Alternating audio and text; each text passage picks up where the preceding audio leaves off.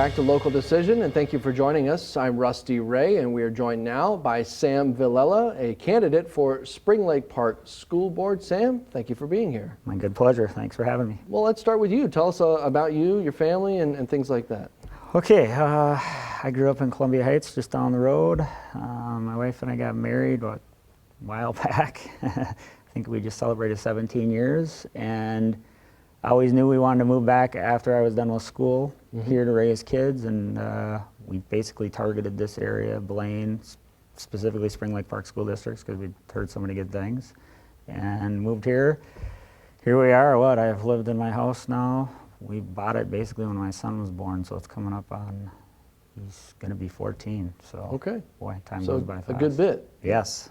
What is it about Spring Lake Park Schools that drew you here, and then since you've been here and your kids are now in the intermediate grades, what is it about the district or the schools that you really like? You know what I really like?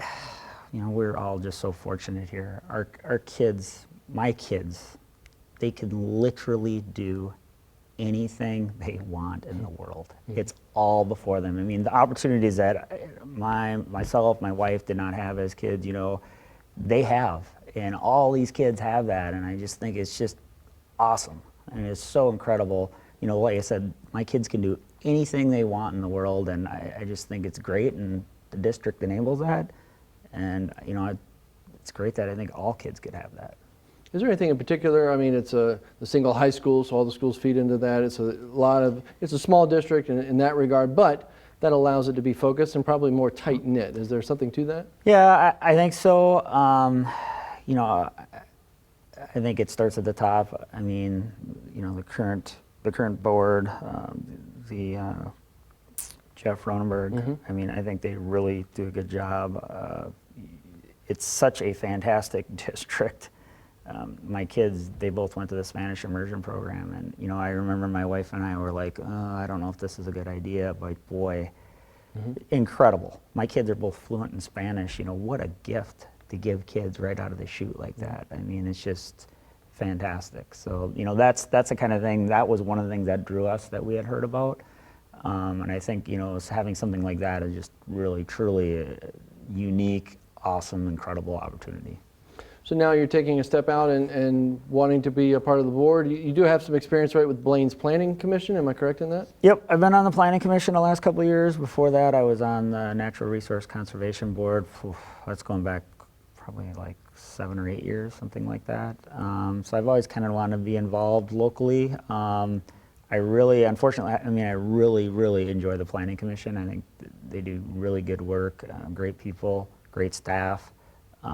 That's going to be the one ironic thing is the school board meeting and the Planning Commission meeting meet at the exact time, so I'll have to, presuming I am fortunate enough to be elected, I will have to step down from the Planning Commission, which will be sad, but that's been great. Although it can happen time to time at Planning Commission meetings, I've been to some that have gotten a little contested. School board meetings lately, in many places, have been kind of scary.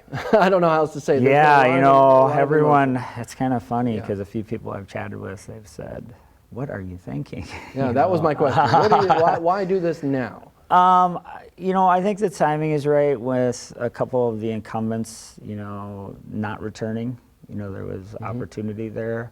I certainly don't crave what's been going on in school districts. I mean, if anything, I would want the opposite. I think now is the time for normalcy, just set things back to normal.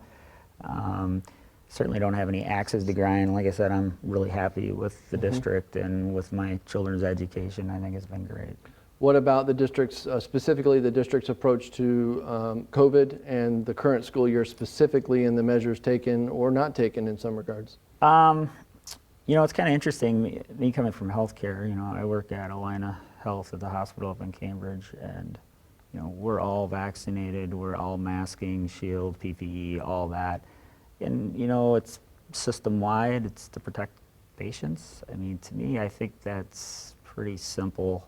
I don't think our kids deserve any less than that. I think what this district's done has been very pragmatic, and I'm fully supportive of what they've done so far. I think also, these are trying times, because the danger is real. Everybody has those stories. I see and hear it every day. So I think, ultimately the key should be to keep the kids in school, and the way to do that is masking. And if kids got to wear masks to prevent that, I don't think anybody can think it's a good idea that the kids not be taught in person. I mean, my own kids, that's the ultimate goal. And we got to remember, it's temporary till the danger passes. It's not forever. It's hard to think about that, being stuck in the middle, or stuck in what is an ongoing situation. Sure. But yeah, you make a point that one day it will get back to normal, or more normal than it is right now. And we almost got to that point, it felt like, Yep. especially in the beginning of the summer even, the school year looked like it was going to be more normal. But the attention has been on that with not just Spring Lake Park schools, but all school districts have had to address those concerns because they're immediate. Do you feel like there are other things that the school district, if not for COVID, could be improving on or could be working on? I mean, you say everything's great, and that's wonderful, but are there other things to be addressed?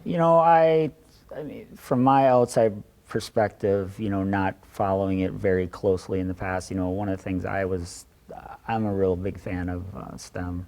And I think that's just because it translates to the real world, job opportunity, good paying job opportunities. So I think anything they could do, that would be my one thing that I would like to see them do more of. That would be the direction I'd want to head. And exploring other opportunities for kids to explore that, or even more of the curriculum or more of the infrastructure of the school? I think ultimately just having the opportunities to get kids interested, to spark their interest in that sort of thing, like an example would be like a robotics type thing, I think that would, everybody's had that, where they have that experience where when they were in school, they have that teacher that just introduced them to this and got them interested, and that's what works. You mentioned the Spanish immersion program. It's not available in certainly not in every school, but certainly not in every district either. I mean, many of the districts around here do have some sort of program. Lino Lakes Elementary has that. I believe there are programs in Anoka Hennepin schools. But what specifically about that? You said you were kind of hesitant at first. I am familiar with those programs as well. My daughter is in one, but I wonder what your perspective of it is. The thing I like, the thing that's scary is, they tell you, well, if they learn everything, you send your kindergartner to school and the entire school is Spanish speaking. They don't speak English at all. That's kind of scary. And they also say, it's not uncommon that they're a little slower to pick up English. And at first you're like, ooh, do I want to put my child at risk like that? But I think ultimately what happens is they don't just teach the language, they teach everything culturally around, and that was the really, and I'll never forget, I had like a moment where my children came home from school, and this was several years ago, and they were playing a video game like kids do, and they were inadvertently talking to each other in Spanish. And I was overhearing it, and I said to my wife, listen to this. And I don't speak Spanish fluently, but I know enough to know they were talking about the video game and what they liked and what they didn't like back and forth, but they didn't even realize that they were speaking in Spanish. And it was just a eureka, like, oh my God, this is great. Finding a way to discuss or express themselves is key, right? What in this process so far, in the short time that you filed a run, or in the process, have you learned or was surprising to you in this? I mean, being a planning commission appointed, and there's a process there, but this is a publicly elected thing. It's kind of interesting. I think it's gone well. Honestly, I was expecting more controversy or bad feedback, and I just haven't got that. I think ultimately, everybody wants the community to do well. Everybody wants their kids to do well, and everybody wants everybody's kids to do well. So, and I think we're just fortunate. We have a great community. We are just really, it's humbling. I mean, it really is, especially when I talk to friends. I went to school in Florida, and I have friends in Florida, and none of my friends that I went to school with in Florida send their kids to public school. They all go to private school because the public school systems just aren't good enough. We are just so fortunate here to have, such a quality education, and it shows. in this area, in the part of Blaine, Spring Lake Park Schools, in that area of Blaine, that's the growing area. That's the side of town that's seeing the most growth, and Sure. it's a vital part of the overall growth of the city, which has grown tremendously in the past 10 years or more. And so this is an important part of that, is that sense of community and that Yes. leadership moving forward. I'm sure you feel that way. Totally. It is. I saw the stats from the population growth, the demographics, and it's just like, wow. I mean, I remember when I was a kid, Columbia Heights was 20,000 people total, and we grew that in like 10 years, or almost that in 10 years. It's just stunning. Yep. Like my wife likes to say, we're a stoplight from everything. Right. And it is. And the sports center too is a great, I mean, it's really, Right. we were in Canada on a fly-in fishing trip, and the guide up there said, where are you from? Oh, I'm from the cities. Are you familiar? He's like, no, I don't know the cities at all. And I said, well, we live right by the sports center. Oh, the sports center? I know right where that is. You know, the hockey there and things like that. That's right. Yes. Well, Sam, thank you for coming by. Is there anything else you wanted to, while we have a moment, do you have anything else you wanted to add? My good pleasure. This is great that you guys do this.